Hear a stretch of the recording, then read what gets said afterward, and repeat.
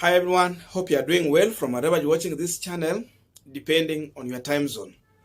Now, Martha Karua and the Azimio team came out to warn Kenyans against voting for leaders who are full of anger. And according to Martha Karua, she said that a country cannot be led by anger. Inchi haiwezi ongozwa kwa hasira. And because of that, those people who are full of anger should sit aside, wait until when their temperature will come down, then Kenya maybe will consider if they can elect them to serve in this country. And for that reason, she went further to say that a country cannot be led by two presidents. It will always be one. And she went further to give an example of a school and the head teacher. And in that example, she said that even a school will always have one head teacher and a deputy. She went further also to give an example of a woman group. She said, even in the women group, there will always be one chairperson and not two. Because of that, we don't have co-presidency in this country. Hasira irudi chini. Wale hawana hasira na sisi hatuna. Mtupee kazi tuendeleze. Wakati hasira itarudi chini, wakati wa Mungu ukifika, utafikiriwa. Lakini nchi haiwezi endeshwa kwa hasira. Nchi haiwezi endeshwa kwa chuki.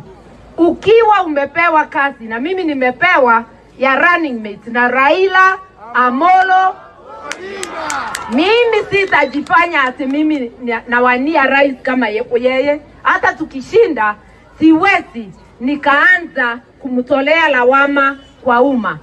Kama tuko na maneno ya kujadiliana ni ndani ya ofisi, tukikubaliana makubaliano ndio mtajua. Nchi haiwezi endeshwa na vurugu ya aina hiyo. Kama huwezi kuwa deputy, ujue hata president huwezi kuwa. Upatie mtu wa utulivu. Upatie mtu wa utulivu. Hata shule haiwezi kuwa na maheadmaster wawili. Hata grupu ya wamama haiwezi kuwa na chairperson wawili.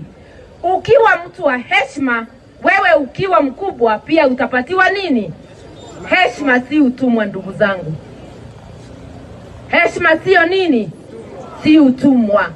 Na wale mlikuwa mshaingia box, wakati wa kutoka ni sasa. Iko wazalendo wa kukufanyia kazi, wakiongozwa na mzalendo Raila, Amolo, Odinga. And today, William Ruto has come out to respond to the issue of anger. And according to William Ruto, he's claiming that his main reason why he's angry is because Kenyans are sleeping hungry. It is because Kenyans are jobless. The life has become so much expensive. Listen to him shortly and we are going to continue.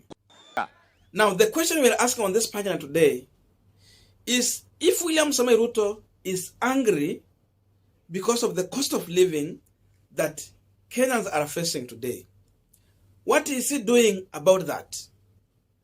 That's the question we want to try and answer to find out if Ruto has a solution for Kenyans. But before we go deep into that, just a quick request. You might be watching this channel, but you're not yet subscribed. So my humble request, please consider subscribing so that another time, once we release a video like this one, you will always get notified. Again, to all our channel subscribers and anyone who drop comment, I must say thank you so much for your unconditional support. Again, I'm requesting you to give this video a thumbs up so that YouTube can recommend our videos to more viewers. Back to our discussion. Now, Ruto is saying that he is failing for millions of Kenyans who are sleeping hungry. And when Ruto gets angry because Kenyans are hungry, they are jobless, the fertilizer price is now 7,000. What is he doing when he's hungry? When he's angry, what is he doing? Because according to Azimio side, they are very clear. When Ruto is angry,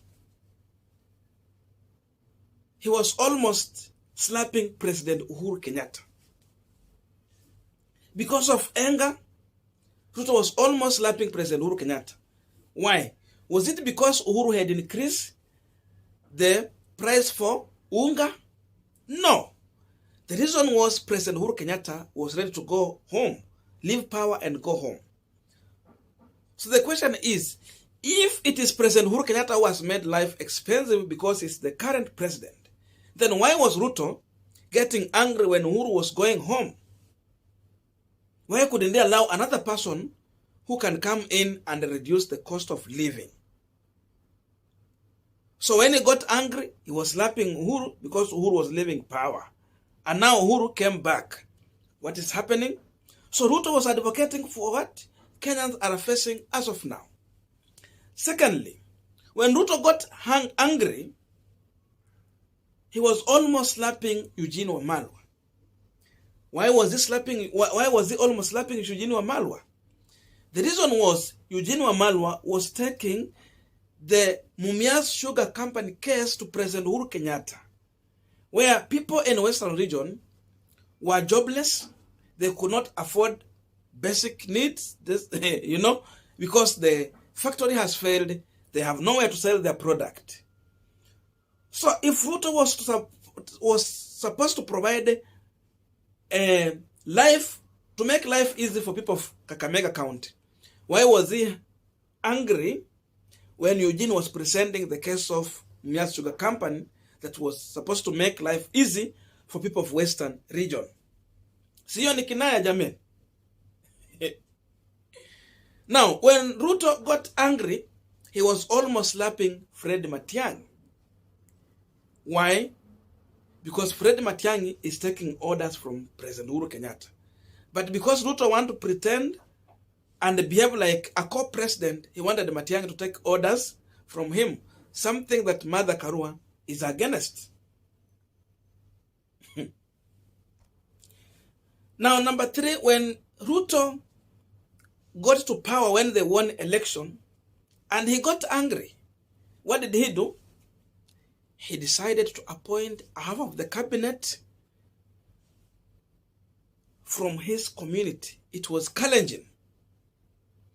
He never proposed someone outside the Rift Valley region, purely a Kalenjin, to President Uhuru Kenyatta's cabinet.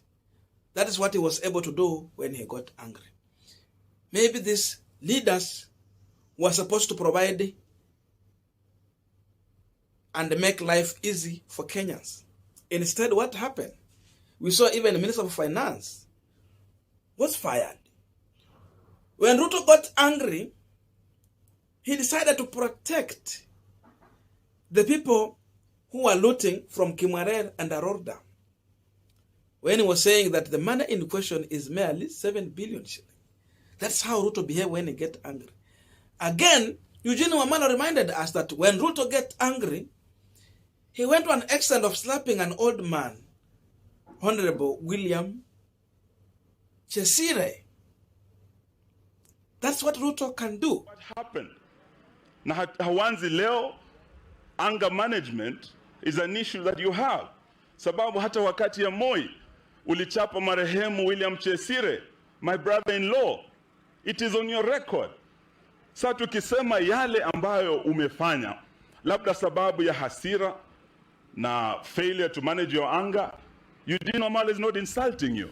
Now, lastly, what was Ruto supposed to do if really he is after the common mwananchi? Because definitely what we are seeing here, Ruto is definitely just trying to come and defend himself, but is off guard. Number 1, Ruto claimed to have numbers in the National Assembly.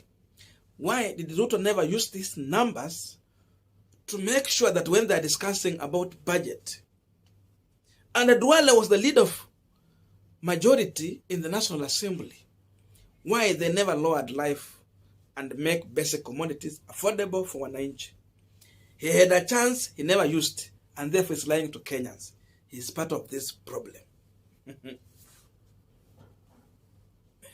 Now, number 2, if Ruto was giving an advice to President Uhuru Kenyatta on how he can lower down the life, and the president was not buying into his advice, why was he still sitting as the deputy president of the Republic of Kenya up to now? If he was not making any value to that president, the best thing he could have done was to resign then get out and lead Kenyans in a demonstration against this government so that he can send a message to President Uhuru Kenyatta and the entire cabinet. And in that way, the president can find a sense and a reason why he should lower maybe the life and make it affordable for Kenyans. Another question, if Ruto knew that the life is expensive and is a sitting president, why is he taking a salary when Kenyans are sleeping hungry? A salary that has been highly taxed from Kenyans, now buying unga 200 so that he can be paid salary, his vehicle can be fueled, he can have food, his electricity bills and water can be paid for. Why is he still enjoying that? He could have resigned and avoid earning salary and using money collected from poor Kenyans. He did not do that. And lastly, if really Kenyans are suffering because Uhuru is collecting taxes, these taxes, it goes into development and paying debt. Okay. Why is Ruto taking credit from Jubilee government project that they are making using the poor people in this country are paying taxes? Wameongeza bei ya mbolea, kulipa madeni ya China yenye ilijenga reli. Wameongeza bei ya unga, walipe madeni yenye wametumia kufanya a lot of development. Why is Ruto taking credit from Jubilee government projects? Why is he using it as in his campaign, as a tool in his campaign, when he knows that it has cost Kenyans and the life has become miserable, unaffordable to common mwananchi? Ukiweka hii yote pamoja, sasa ile kitu Ruto anafanya tunaita kinaya. That's my view. Now, my punchline. Ruto is not angry because you and I, we are sleeping angry. Ruto is not angry because the price of fertilizer is 7,000. Ruto is not angry because you and I, we are jobless. Ruto is angry because he knows he's going to lose this election. Ruto is angry because he understands that this time round, he's going to opposition. Ruto is angry because he knows in this election, he has no chance to control the government and appoint his village men into the cabinet like half he has been doing. That's the reason why Ruto is angry in his campaign and in this election.